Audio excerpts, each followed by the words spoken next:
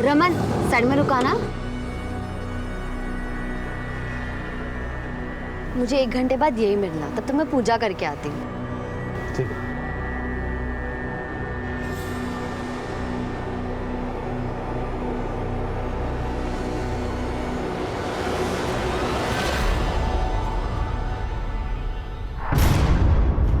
राधा, कहाँ रहती हो आजकल? ना फोन करती हो ना फोन उठाती हो, कल मिलने भी नहीं आई। शादी तक कितना तक पाओगी क्या? इरादा क्या है तुम्हारा?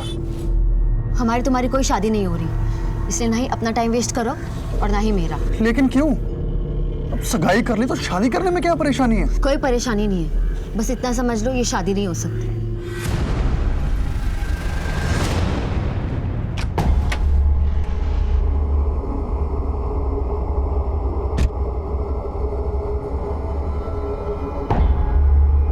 कहाँ से आ रही है सवारी? इसमें क्या है? सामान है कुछ मेरा।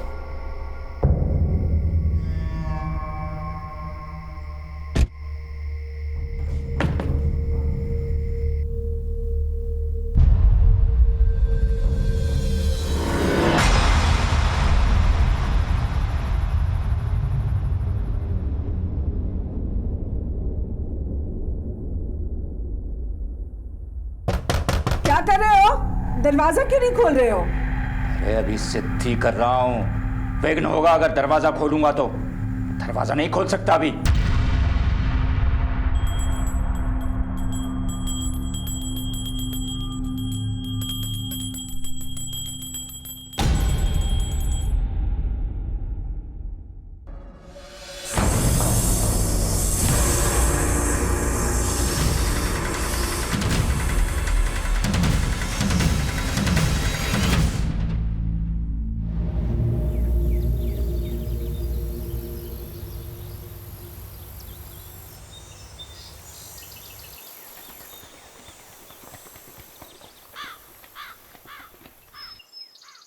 क्या सोच रही हो?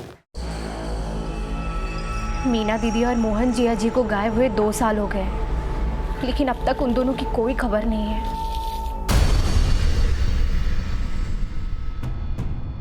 अब 2 साल में कोई खबर नहीं आई तो अब क्या खाक आएगी? कहीं मर मुरा गए होंगे वो लोग।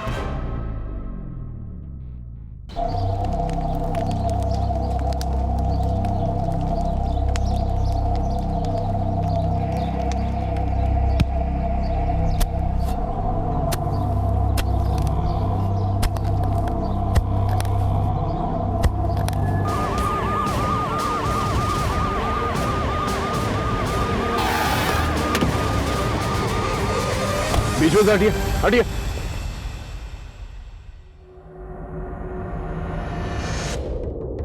सर लगता है काफी समय हो गया है। स्केलेटन देखकर ये नहीं पता चल रहा है कि ये मर्द है या औरत। हो सकता है इनकी मौत सर पे चोट लगने की वजह से हुई हो। ये देखिए सर, ये मिला है। ये तो किसी बैंक का कार्ड है। नाम ठीक से दिखाई नहीं दे रहा लेकिन नंबर साफ है। पता करो ये किसका कार्ड है, नंबर से पता चल जाए कार्ड होल्डर कौन है। सर इस जमीन का मालिक कौन है? साहब वैसे तो ये ज़मीन सौरभ अग्रवाल की है, लेकिन 2 महीने पहले PWD डिपार्टमेंट ने ये ज़मीन सड़क निर्माण के लिए खरीदी थी। अब देखिए ना, आज ही से सड़क का काम शुरू हुआ और आज ही ये दोषी से मिली है। इस पूरी जमीन की खुदाई करवा, देखो क्या निकल कर आता है। और ये क्या नाम बताया इसका? सौरभ अग्रवाल। सौरभ अग्रवाल को पूछताछ के लिए मिलो। सर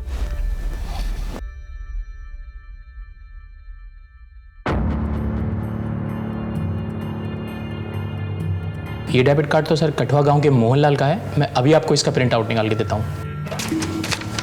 सर ये रही उसकी फ़ोटो और कम्युनिकेशन डिटेल्स। आपकी जमीन पे 2 अवशेष मिले, आपको इसके बारे में कुछ नहीं मालूम? नहीं साहब, मुझे इस बारे में कुछ भी नहीं मालूम। ठीक है, आप जा सकते हैं, लेकिन दोबारा जरूरत पड़ने पर आपको बुलाएंगे। ओके जी साहब। प्लीज।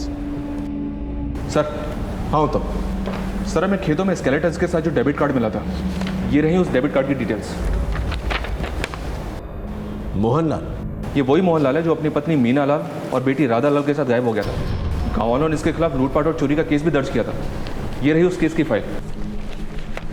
रंजन सर ने इस केस की तफ्तीश भी की थी, लेकिन उन्हें कोई लीड नहीं मिली थी। उस जमीन पर कुछ और डेड बॉडीज मिले? नहीं सर, पूरी जमीन की खुदाई करवाई पर कुछ नहीं मिला। ठीक है, हॉस्पिटल अथॉरिटी से रिक्वेस्ट करो कि वो डीएनए रिपोर्ट जल्द से जल्द पेश करें ताकि हम पता लगा सकें ये स्केलेटन्स किसके हैं और ये तीसरा इंसान कौन है जो गायब है। ये मरने वाली की बहन गायत्री अवस्थी, उससे मिसिंग कंप्लेंट भी लिखवाई थी। जी हाँ सर, गायत्री इसी गांव में मोहनलाल के घर से थोड़ी ही दूरी पर रहती है। ठीक है, इस गायत्री अवस्थी को थाने बुलवाओ पूछताछ करने के लिए। सर।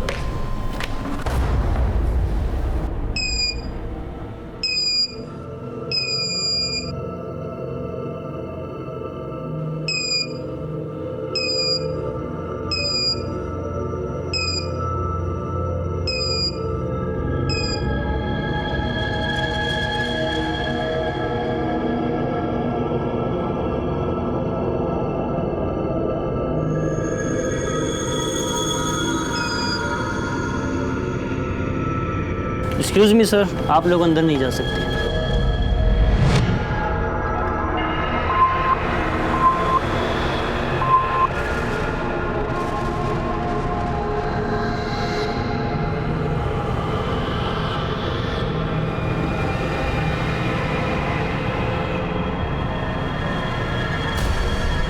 ये मरने वाली की बहन गायत्री अवस्थी, उससे मिसिंग कंप्लेंट भी लिखवाई थी। जी हाँ सर, गायत्री इसी गांव में मोहनलाल के घर से थोड़ी ही दूरी पर रहती है। इस गायत्री अवस्थी को थाने बुलवाओ पूछताछ करने के लिए।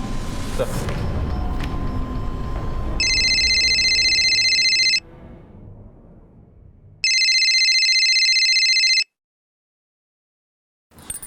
हेलो जी, मैं गायत्री अवस्थी बात कर रही हूँ। जी क्या? साहब, जीजा जी बहुत नेक इंसान थे, पर समय के फेर ने सब बर्बाद कर दिया।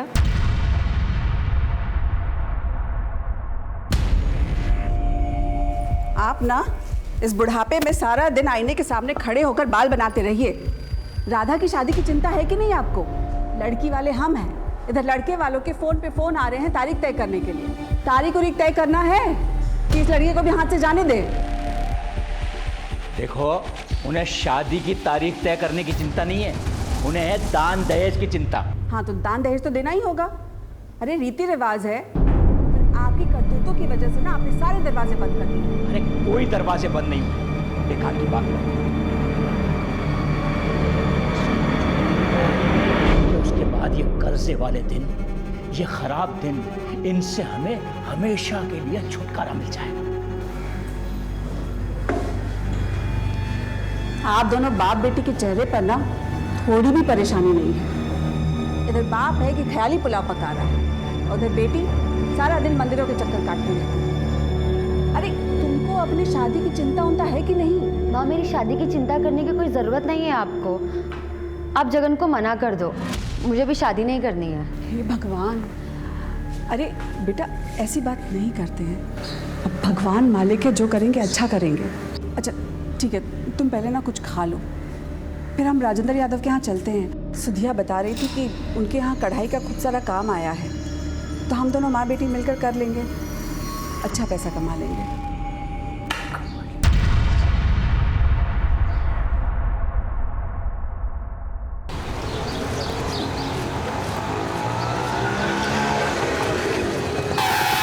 अरे चाची, आइए बैठिए, मैं घर छोड़ देता हूँ।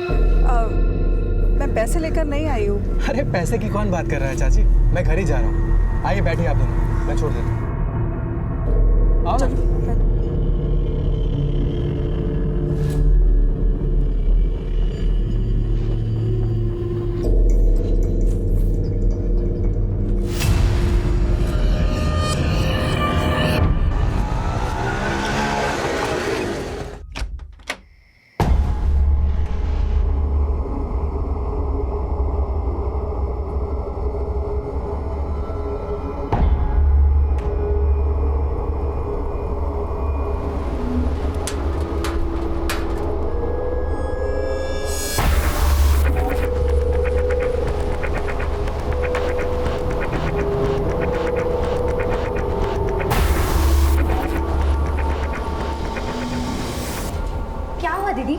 इतनी रात को क्यों बुलाया? गायत्री, देख ना तेरे जीजा जी सांप और नागमणि से बातें कर रहे हैं।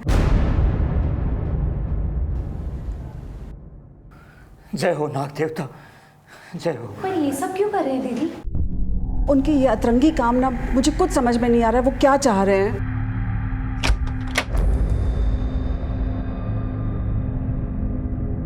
राधा बिटिया, अब तू देखना, तेरी शादी इतने धूमधाम से करूंगा ना, पूरा गांव देखता रह जाएगा। और गायत्री, बस 11 दिन की बात है, उसके बाद मैं तेरी और अशोक की किस्मत बदल के रख दूंगा। तू देखना तेरे जीजाजी क्या करते हैं तेरे लिए। तो क्या हमारा 15 लाख का कर्जा भी उतर जाएगा? अरे 15 लाख का कर्जा तो उतर ही जाएगा, हमारी तिजोरी भी भरी रहेगी।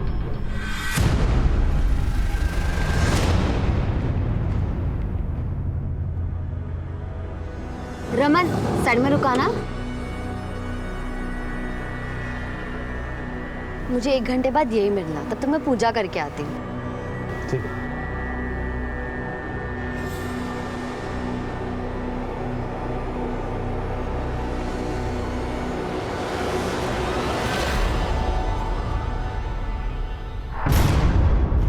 राधा, कहाँ रहती हो आजकल? ना फोन करती हो ना फोन उठाती हो, कल मिलने भी नहीं आई। शादी तक कितना तक पाओगी क्या? इरादा क्या है तुम्हारा? हमारी तुम्हारी कोई शादी नहीं हो रही, इसलिए ना ही अपना टाइम वेस्ट करो और ना ही मेरा। लेकिन क्यों? अब सगाई कर ली तो शादी करने में क्या परेशानी है? कोई परेशानी नहीं है, बस इतना समझ लो ये शादी नहीं हो सकती।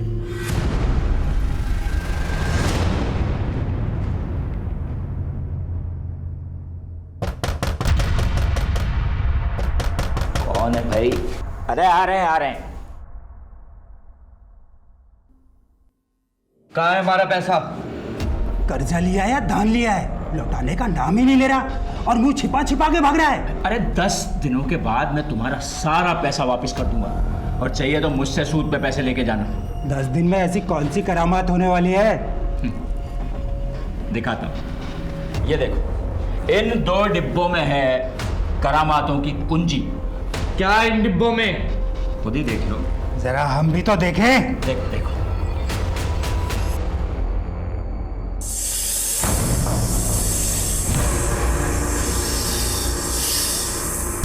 अचानक से सब कुछ बर्बाद हो गया साहब। मीना दीदी, जीजा जी, राधा, तीनों गायब हो गए। ना राधा का ब्याह हुआ और ना ही उनका कर्जा चुका, और बदनामी हुई सो अलग।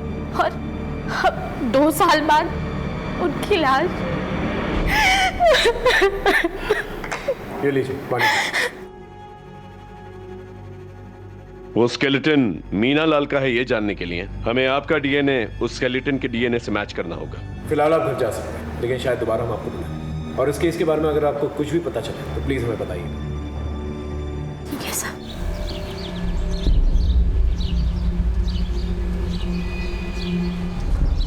चल आज के लिए इतना ही, अब निकाल मेरे पैसे। लेकिन कल प्लीज यार नई वीडियो लाना।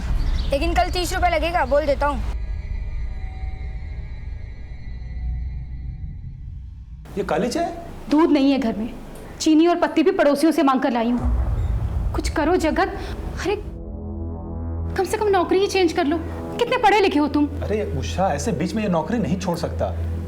पता है बॉस ने सैलरी रोक रखी है मेरी। तो कब देगा सैलरी? तुम मुझे अपने भाइयों से भी मदद नहीं लेने देते। अरे उनसे मदद लेके मरना है क्या मुझे? हमारी लव मैरिज हुई है, तुम्हारे सारे भाई मुझसे खार खाए हुए बैठे हैं, कभी भी बदला ले सकते हैं हमसे। तो बताओ अब मैं क्या करूं? गर्व को भी स्कूल नहीं भेज रही हूँ, स्कूल वाले बार बार फीस मांगकर उससे सारे बच्चों के सामने टॉर्चर करते हैं। देखो मैं बात करता हूँ बॉस, अगर सैलरी मिल जाए तो थोड़ी राहत हो जाएगी। मम्मी भूख लग रही है, जल्दी खाना दो।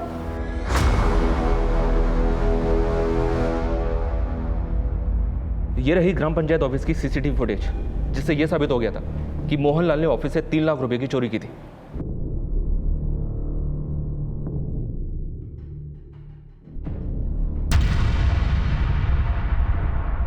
चोरी के अलावा और कोई कंप्लेंट है? जी सर, उसने गजेंद्र सिंह उर्फ गज्जू और सत्येंद्र सिंह उर्फ सत्तू से भी 1-1 लाख रुपए उधार लिए थे। ये गजेंद्र सिंह और सत्येंद्र सिंह, ये वही लोग हैं ना जिनकी मौत 2 साल पहले हुई थी मोहनलाल के घर पे सांप के काटने की वजह से? जी सर।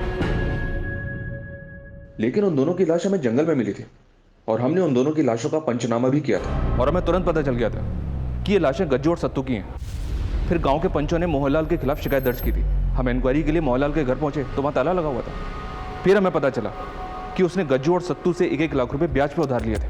और उसी वक्त मोहनलाल अपनी बीवी मीना लाल और बेटी राधा लाल के साथ फरार हो जाए। Right sir. और आज 2 साल बाद हमें स्केलेटन मिले हैं जिसके साथ हमें मोहनलाल का डेबिट कार्ड मिला है। अगर ये मान कि एक लाश मोहनलाल की, तो ये दूसरी लाश किसकी है? माया बेटी दोनों में से किसी एक की होनी चाहिए। हो सकता है एक लाश अगर माँ की है तो बेटी गायब है, और अगर एक लाश बेटी की है तो माँ गायब है। या फिर हो सकता है कि माँ बेटी दोनों गायब हो, ये लाश किसी और की। या फिर ये भी हो सकता है कि माँ बेटी को कहीं और पे मारा गया। सवाल कहीं है, देखते हैं जवाब क्या मिलता है। एक बार डीएनए रिपोर्ट्स आ जाएंगी ना, सब कुछ साफ हो जाएगा। तुम्हें देख के कौन कहेगा कि तुम एक क्वालिफाइड मैकेनिकल इंजीनियर हो? 3 महीने से एक ही प्रोजेक्ट पे काम कर रहे हो। तुम्हें पता है ना कि हमारी company project to project basis पे ही पेमेंट करती है। Yes sir. अगर तुम्हें पैसे चाहिए तो प्रोजेक्ट पूरा करो, quick. No result no pay. Do you understand? Okay sir. Now get back to your work right now.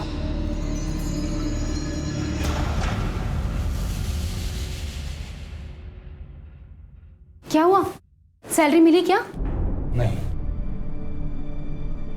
In fact मैं कल से नौकरी पे भी नहीं जा रहा। अरे मेरा बॉस मुझसे ज्यादा अच्छे से तो अपने ड्राइवर से बात करता है। क्या फायदा है इतना पढ़ने लिखने का, इंजीनियरिंग करने का? जगत प्लीज अभी जॉब छोड़ने की सोचना भी मत। अरे घर की फीस भरनी है और फिर घर कैसे मैनेज होगा?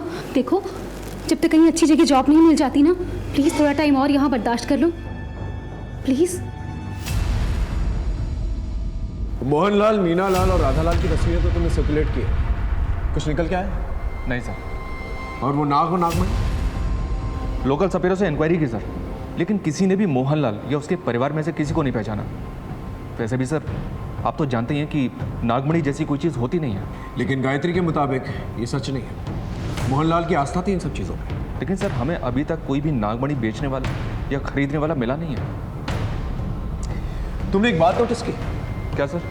गांव वाले जिसको अपराधी ठहरा रहे हैं वही मुझे किसी अपराध का शिकार लग रहा है, क्योंकि इस तरह से उसकी लाश का ठिकाने लगा और फिर सरपंच के ऑफिस से चोरी की रकम का उसके घर पे ना मिलना और ये नागमणि का गायब हो जाना, बहुत सारे डॉट्स हैं जो मिसिंग हैं। वो डीएनए रिपोर्ट का क्या हुआ? अभी तक आई नहीं है सर, लेकिन जल्दी मिल जाएगी। अपने खबरी को गांव में भेजो, देखो क्या निकल के आता है। Okay sir.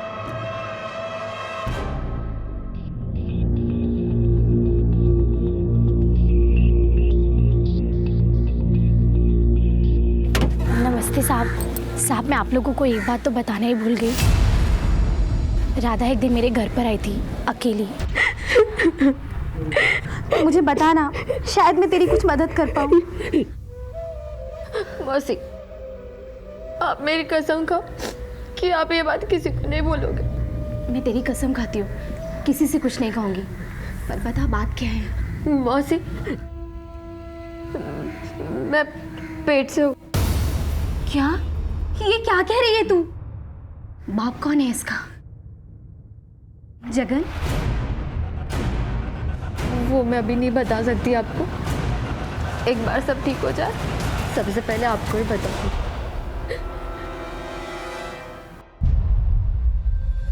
दीदी, आपका भाई? सर हम इन्वेस्टिगेशन के इस एंगल को ओपन करते हैं और राधा के बारे में पता करते हैं।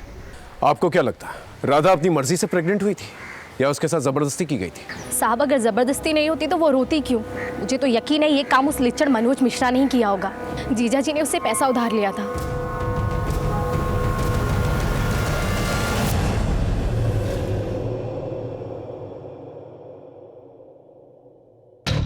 राधा कहाँ है? कौन राधा? ज्यादा होशियार मत बन, समझा? राधा मोहनलाल की बेटी जो तेरे कुत्ते की फैक्ट्री में काम करती थी, और वही मोहनलाल जिसने तुझसे कर्ज लिया था। अभी कुछ याद आया है? यहीं पे कुछ और तरीके से याद दिलाऊं? अच्छा वो राधा, वो तो पूरा परिवार 2 साल से गायब है। गायब है या तूने गायब कर दिया है? देख मनोज, हमें सब पता चल गया। राधा तेरे बच्चे की माँ बनने वाली थी। तू शादीशुदा है, कहीं तेरी शादी ना टूटे इसलिए तूने सबसे पहले राधा को मारा। उसके माँ बाप ने आवाज उठाई तो उन्हें मार दिया। क्यों? ऐसा ही है ना? अब सीधी तरह से बता दे, राधा को कहाँ दफना है तूने? बोल। सर वो मेरे सिर्फ काम करती थी, उससे ज्यादा मेरा उससे कुछ लेना देना नहीं है। और अगर उसके पेट में बच्चा था तो वो उसके मंगेतर जगन का होगा, उससे मेरा क्या लेना देना? क्या राधा मां बनने वाली थी? किसके बच्चे की? ए जगन, ज्यादा नाटक नहीं है। सवाल हम पूछेंगे, जवाब तू देगा, समझा? तू राधा से प्यार करता था, राधा के साथ तेरी शादी होने वाली थी, लेकिन शादी से पहले राधा मां बन गई। इस बात से तुझे गुस्सा आया और इस बात का बदला तूने पूरे परिवार से लिया, है ना? सर मैं कुछ नहीं जानता, और राधा ने भी मेरे साथ बात नहीं करी। मंगनी के 1-2 दिन बाद उसे पता नहीं अचानक क्या हो गया था, कटी कटी सी रहती थी मेरे साथ वो, ना मेरा फ़ोन उठाती थी, जब मिलने जाता तो ढंग से बात नहीं करती थी, वो करनी काटती थी मेरे से।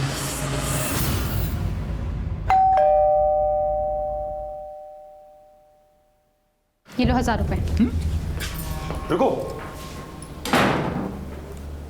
कहाँ से लाई ये पैसे? अपने कान के बुंदे बेच कर लाई हूं। मैं गर्व का फ्यूचर ऐसे बर्बाद होते हुए नहीं देख सकती, और उसे पढ़ने के लिए भी नहीं बोल सकती। पता नहीं पूरा दिन कहाँ घूमता फिरता है। अब आप जाओ और उसकी स्कूल की फीस भर दो। अरे अब जाओ ना।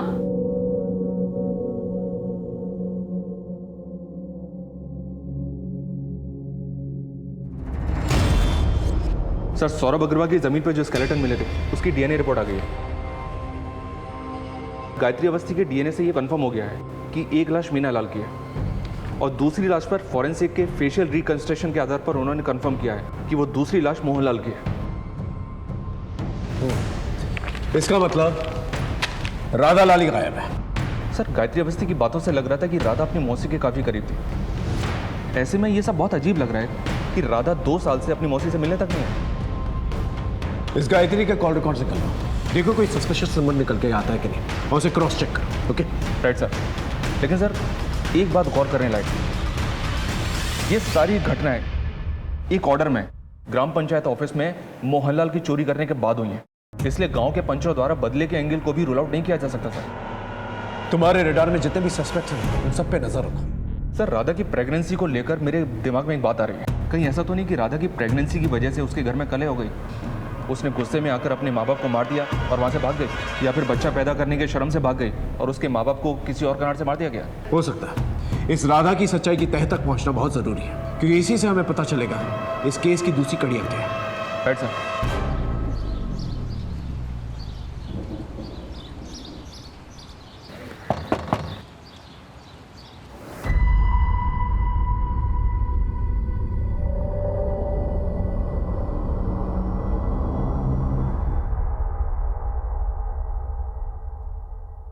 स्कूल वाले मान गए 1000 रुपए में। कल से हमारा घर स्कूल जाएगा ना। जगत, संभालिए अपने लड़के को, खुद तो बिगड़ा हुआ है ही, साथ में हमारे बच्चों को भी बिगाड़ रहा है। अरे 20-20 रुपए लेके अपने मोबाइल पे हमारे बच्चों को ये गंदी फिल्में दिखाता है। अगली बार अगर ये पकड़ा गया ना तो यहाँ नहीं, सीधा पुलिस स्टेशन जाऊंगा। संभाल लेना। तेरे पास फोन कहाँ से है? मोबाइल खरीदने के पैसे कहाँ से आए तेरे पास? दिखा, फोन दिखा। अरे ये तो मेरा मोबाइल है, ये तूने चुराया था। तो क्या करूं? स्कूल से निकाल दिया। पॉकेट मनी के नाम पर सिर्फ 1 रुपया भी नहीं होता है मेरे पास। कुछ ना कुछ तो करना पड़ेगा ना।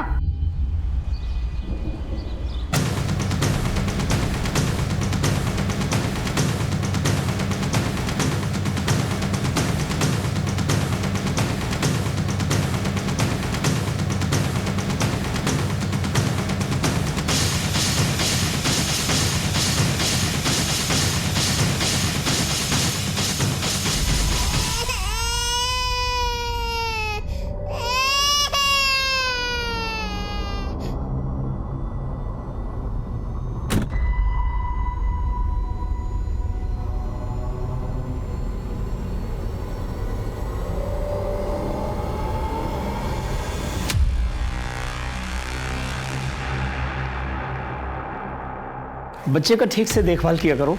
बुखार है, अभी मैं दवाइयाँ लिख करके दे रहा हूँ, 2 दिन के बाद फिर से लाके दिखा लेना।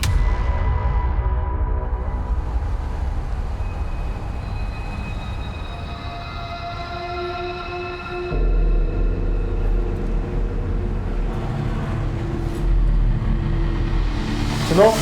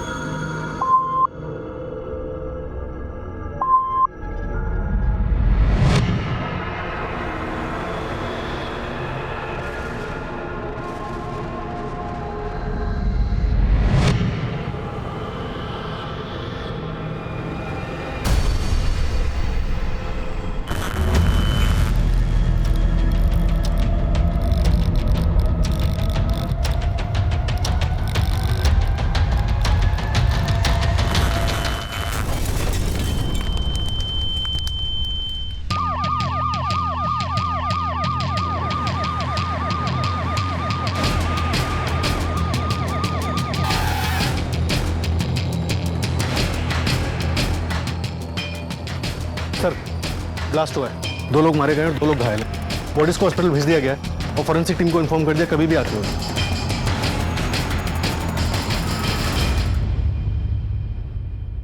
सबसे पहले हमें यह पता लगाना होगा इस ब्लास्ट में कौन सा मटेरियल यूज किया गया और उसके पीछे क्या मकसद है।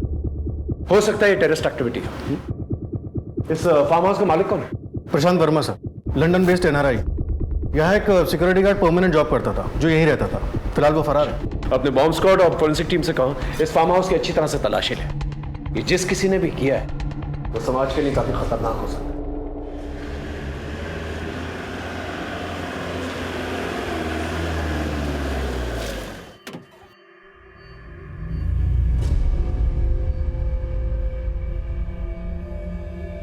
Hello sir. Deepak, Harish.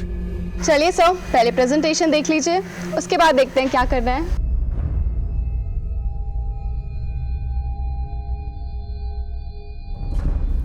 Interesting. इसकी बाजार में क्या कीमत बताई आपने? सर इसकी कीमत 1 लाख करोड़ है। 1 lakh crore? Yes sir. You had it right, sir. It's an investment for generations. हम आपके सर से कब मिल सकते हैं? सर अभी वो बार्सिलोना में इंटरनेशनल सेमिनार अटेंड कर रहे हैं। अगर आप बोलेंगे तो मैं उन्हें एक SOS मैसेज डाल दूंगा। हाँ सर, तभी वो नेक्स्ट वीक प्लान कर पाएंगे आने का। ठीक है, हम उनसे नेक्स्ट वीक मिलना चाहेंगे। कंपनी तो काफ़ी नामी ग्रामी है और 2 साल से चल भी रही है। और ये देखिए इनकी वेबसाइट पर काफ़ी विदेशियों के साथ फोटोज़ डालें और ये उनके इंटरव्यूज़ भी।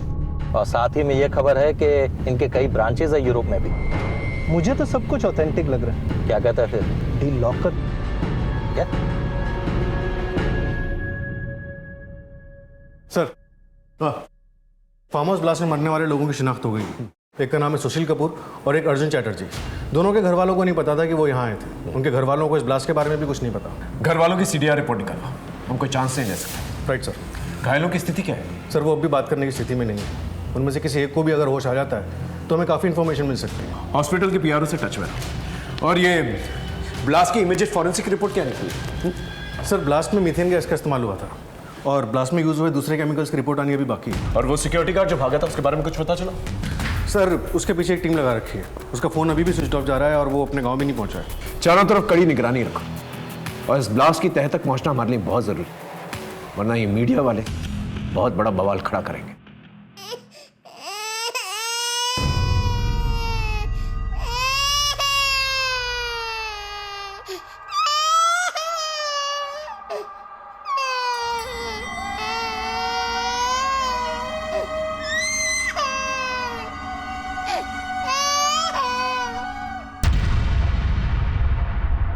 बेटा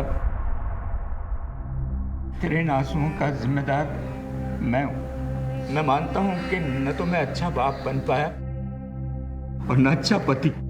कैसी बातें कर रहे हैं आज आप? सच ही तो कह रहा हूं। पर राधा बेटा अब नहीं, मैं तुम दोनों की आंखों में कभी आंसू नहीं आने दूंगा। वादा करता हूं। तुम लोगों ने मेरी वजह से बहुत भुगता है, बहुत झेला है, पर अब नहीं। तू मेरे लिए बस इतना कर, एक बार हंस दे अपने पापा के लिए, जैसे बचपन में हंसती थी। हंस दे।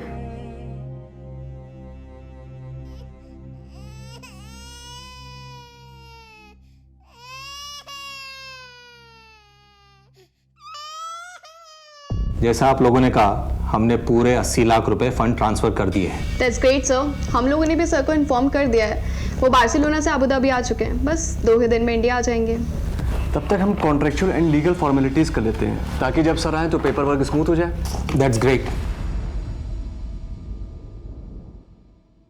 सर फार्म हाउस में जो ब्लास्ट हुआ था उसी पैटर्न का एक ब्लास्ट 3 महीने पहले कोलकाता में भी हुआ था। ये पुलिस हेडक्वार्टर से फाइल की कॉपी आई है। ये तो काफी शॉकिंग है। क्या हुआ सर? रेडियो एक्टिव ब्लास्ट में जो कंपनी इन्वॉल्व है उसके बोर्ड ऑफ डायरेक्टर्स में ये जो नाम और ये तस्वीर, ये तो वही शख्स है जिसका केस मैं कटवा में सॉल्व नहीं कर पाया था। सर मोहनलाल? ताज्जुब की बात यह है कि ये 2 साल पहले मर चुका है और ये वेबसाइट 2 साल के बाद बनाई गई है। और जिस मोहनलाल को मैं जानता हूं वो एक सीधा साधा गांव का आदमी है। वो गांव से कभी शहर गया ही नहीं, तो उसे रेडियो एक्टिविटी और न्यूक्लियर साइंस के बारे में क्या पता होगा? सर जाहिर सी बात है, मोहनलाल के नाम का इस्तेमाल करके कोई नाजायज फायदा उठा रहा है। ये जो कोई भी शख्स है इसके बारे में जल्द से जल्द हमें पता करना होगा। एक काम करो, कठवा गांव जाकर अपने खबरी नेटवर्क को एक्टिवेट करो, पता करो कि कौन है जो बार बार गांव से दिल्ली जाता है। Right sir. और ये एक सीक्रेट मिशन की तरह होना चाहिए, कानों कान किसी को खबर नहीं होनी चाहिए। हो सके तो विजिलेंस डिपार्टमेंट की मदद, इन कल्प्रिट्स को जल्द से जल्द दबोचना होगा।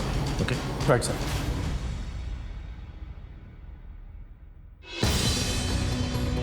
हमने और हमारी टीम ने एक रणनीति तैयार कर ली थी और हमने बहुत ही सावधानी से सारे कल्प्रिट्स को एक साथ बिना किसी हलचल के दबोचना चाहते थे ताकि कोई भी भाग निकलने में कामयाब ना हो सके। सर, साइबर सेल ने इस कंपनी की वेबसाइट की ऑथेंटिसिटी चेक की। उनके हिसाब से इस वेबसाइट का आईपी एड्रेस मोहनलाल के नाम पर ही रजिस्टर्ड है और खबरों ने पता लगाया कि आजकल इन दोनों का दिल्ली आना जाना काफ़ी बढ़ गया है सर। और एक बात सर, इनमें से एक गांव काफ़ी आता जाता है जबकि दूसरा काफ़ी टाइम से अपने गांव नहीं लौटा है। साहब, यही है वो फार्म हाउस का चौकीदार। साहब मुझे माफ कर दो, मैं पैसे की लालच में आ गया था साहब। एक साहब ने आपसे 2 दिन के लिए बंगला किराए पे लिया था, सोचा कि मैं थोड़ा बहुत पैसा कमा लूं साहब। इनमें से कोई है? सर ये था।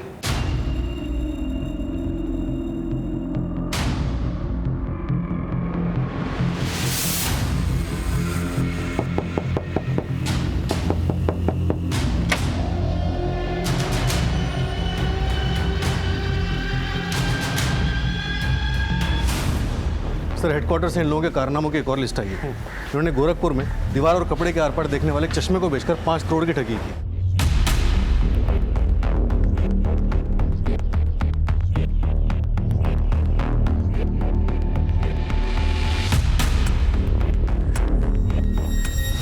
चश्मा बेचने के लिए इन्होंने जुड़वा लड़कियों का इस्तेमाल किया। जुड़वा लड़कियों? हाँ सर, और लोगों को लगा कि एक ही लड़की दीवार के आर पार से नजर आ रही है। इसके बाद इन्होंने दार्जिलिंग में रुद्राक्ष और माला बेचकर 3 करोड़ की ठगी की।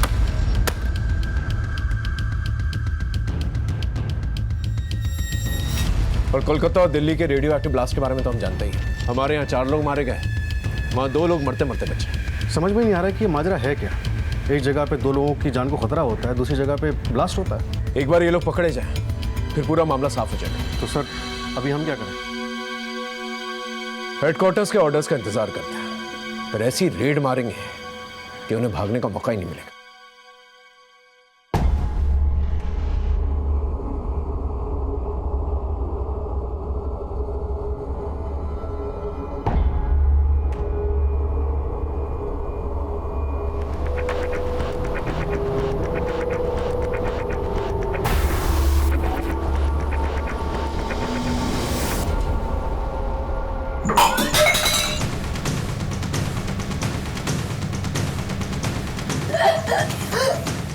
सर, ये रही हेडक्वार्टर से ऑर्डर शीट। हम अपने एंड पे पूरी तरह से प्रिपेयर्ड हैं। अरेंजमेंट फुल प्रूफ है? पूरा अरेंजमेंट हो गया सर। हमारे सोर्सेज के हिसाब से सारे कल्प्रिट्स एक ही जगह पे मौजूद हैं। Go ahead.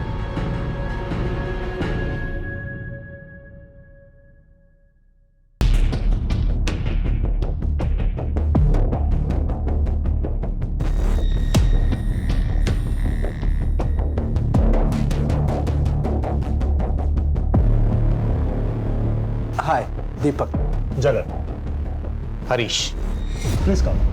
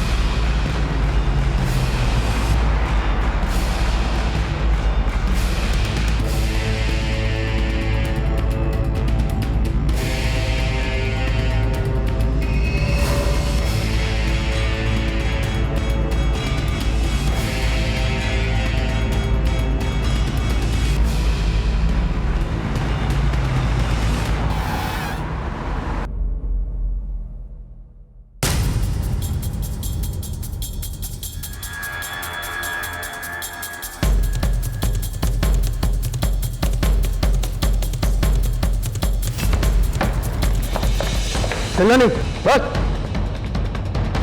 हिलना नहीं, डालो सबको अंदर, चल चल चल, चलिए चलिए, चलो चलो चलो।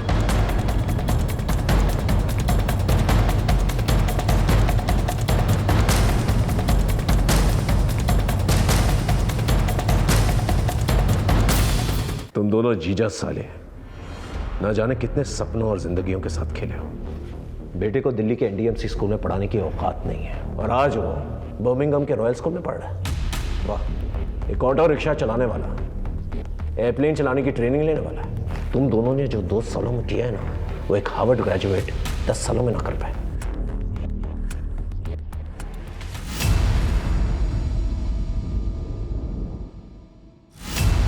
जगत शर्मा एक क्वालिफाइड मैकेनिकल इंजीनियर और इतने सारे काले कारनामे, इस सब के पीछे कहानी क्या है? सर, आजकल एक इंजीनियर और सिक्योरिटी गार्ड में कुछ फ़र्क नहीं रह गया।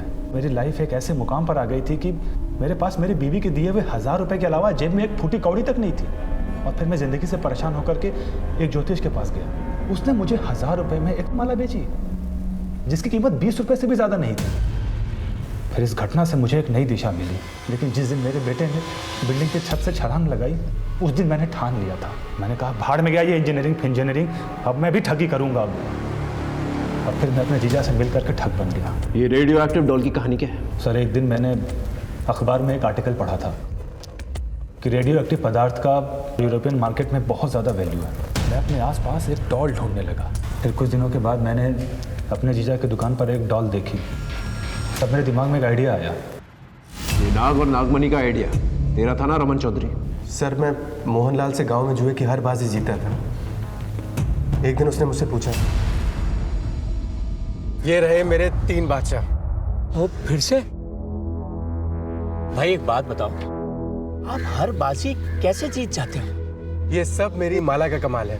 मेरे पास पैसे नहीं है, वरना मैं एक नागमणि के बारे में जानता हूँ। वो अगर मुझे मिल जाए ना, मेरी सारी इच्छाएं पूरी हो जाए। वो नागमणि है कितने की? सिर्फ 5 लाख। मैंने उसकी आंखों में मणि पाने की चाहत को पढ़ लिया। देख, ग्राम पंचायत के फंड्स ऑफिस में रहते हैं, चुरा ले। मेरे ही कहने पे मोहनलाल ने चोरी की। भाई ये 5 लाख रुपए, 3 लाख रुपए मैंने वो ऑफिस से चुरा लिए थे। 1 लाख रुपया मैंने सत्तू और गज्जू से ब्याज पे ले लिया। काम तो हो जाएगा ना भाई? ये लो, इससे तुम्हारी सारी इच्छाओं की पूर्ति होगी। मुझे पता था कि कोई चमत्कार नहीं होने वाला। मुझे तो लगा था कि एक दिन सांप खुद उन्हें डस लेगा और उसी के साथ सारे किस्से कहानियां खत्म हो जाएंगी, मगर गज्जू और सत्तू की मौत ने सब गड़बड़ कर दी। सांप सत्तू और गज्जू को काटने के बाद गायब हो गया। फिर दोनों पति पत्नी मुझसे मिलने आए। साले धोखेबाज, निकाल मेरे पैसे। कैसे पैसे? चल निकल यहाँ से, नहीं तो पुलिस में दे दूंगा। तुम्हारे कारण सत्तू और गज्जू की मौत हुई और तुम्ही ने गांव में चोरी भी की। पंचों ने तुम्हारे खिलाफ पुलिस में कंप्लेन भी करवा दी है। किसी को पता ना चले इसलिए मैंने लाशों को किसी सुनसान जगह पे गाड़ दिया। जमीन की खुदाई हुई, वहाँ पर मोहन और मीना के स्केलेटन्स मिले। ये राधा को कैसे फंसाया? मैंने राधा को एक झूठी कहानी सुनाई। गांव वालों ने तुम्हारे माँ बाप को मार दिया है। क्या? और वो तुम्हें भी कभी भी मार सकते हैं। देखो राधा, इससे पहले कि वो तुम तक पहुंचे, तुम भाग चलो मेरे साथ। चलो ना, चलो। मैं उसका ख्याल रखता था और उसके बदले में उसका इस्तेमाल करता था। राधा कहाँ है?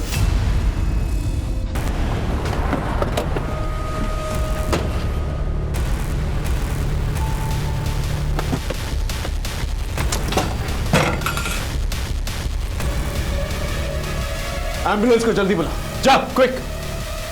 रमन के बताए गए पते से हमने राधा और उसके बच्चे को बचा लिया। राधा ने इस बात की पुष्टि की कि उसके बच्चे का बाप मनोज ही है।